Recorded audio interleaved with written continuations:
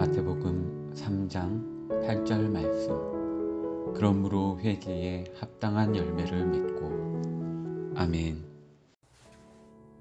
할렐루야. 오늘도 하나님의 은혜가 여러분의 삶 가운데 함께 하시기를 주님의 이름으로 소망합니다.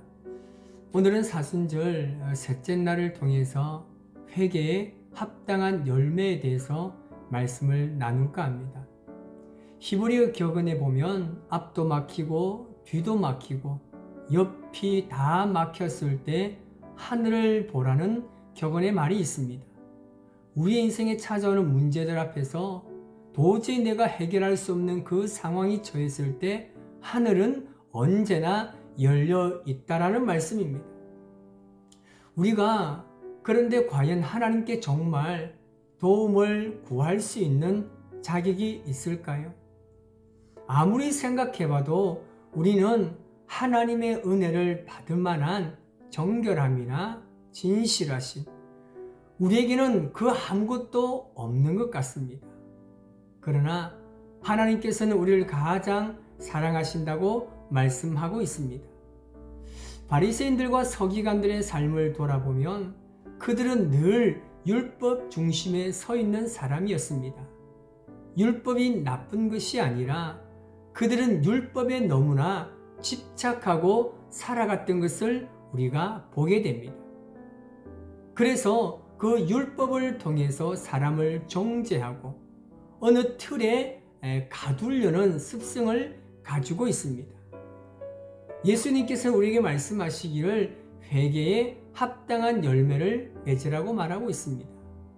여러분, 회개에 합당한 열매는 과연 무엇일까요? 입버릇처럼 그렇게 회개하고 외쳤음에도 불구하고 삶에서 하나님의 은혜가 증거되어지지 않는다라면 합당한 열매가 될 수 없는 것입니다. 우리가 기도하고 우리가 회개하고 끝이 아니라 거기에 따른 삶으로 살아가야 하는 것입니다. 여러분, 구원은 오직 하나님께만 있습니다. 그 하나님의 이름 앞에 살아가는 것이 우리의 삶의 본분이기도 합니다. 이제부터 우리는 입술로만 회개하고 고백하는 것이 아니라 우리가 입술로 고백하고 회개한 것처럼 우리의 삶에서 회개에 합당한 열매가 드러나야 하는 것입니다. 하루하루 살아가면서 참으로 많이 힘드시죠? 그 힘든 가운데서 나름대로 이겨내고 말씀대로 살아가려고 노력하고 계시지 않습니까? 그러나 여전히 내 문제는 잘 해결되지 않습니다. 여러분, 절대 포기하지 마십시오.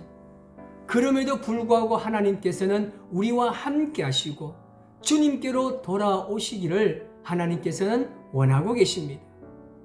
오늘도 그 은혜를 가슴속에 기억하며 이 사순절 가운데 우리의 삶을 철저하게 주님 앞에 내려놓고 그 십자가의 길에 함께 동참함을 통해서 예수님께서 말씀하시는 음성을 듣고 믿음으로 승리하는 귀한 사순절이 되시기를 주님의 이름으로 축복합니다.